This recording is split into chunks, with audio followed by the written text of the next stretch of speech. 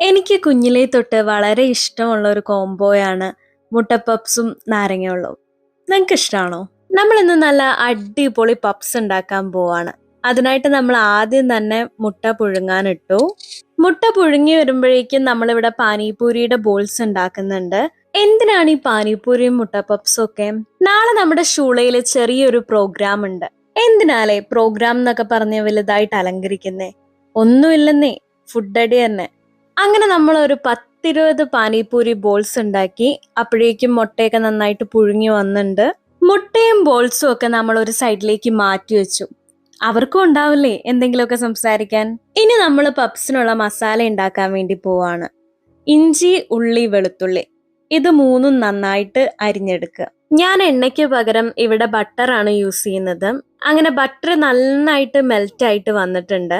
ഇനി അതിനകത്തേക്ക് ഞാൻ അരിഞ്ഞു വെച്ചതെല്ലാം ഇട്ട് ചെറുതായിട്ടൊന്ന് വഴറ്റിയെടുക്കുന്നുണ്ട്. അതിന്റെ പച്ച മണം മാറുന്നത് വരെ.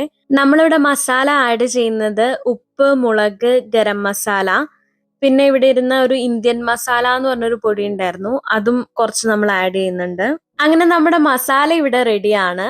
അതുപോലെ തന്നെ ഞാൻ മുട്ട പകുതിയായിട്ട് മുറിച്ച് വെച്ചിട്ടുണ്ട്. ഇതൊക്കെ എടുത്ത് നമ്മൾ ഫ്രിഡ്ജിൽ വെക്കുകയാണ്, കാരണം നാളെയാണ് നമ്മൾ ബേക്ക് ചെയ്യുന്നത്.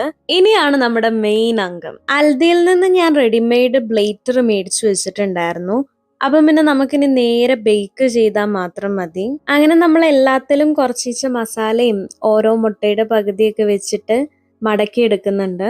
ചെറിയൊരു ഗോൾഡൻ കളർ കിട്ടാൻ വേണ്ടിയിട്ട് നമ്മൾ ഇതിന്റെ മുകളിലേക്ക് കുറച്ച് മുട്ടയുടെ വെള്ള തേച്ചു കൊടുക്കുന്നുണ്ട്.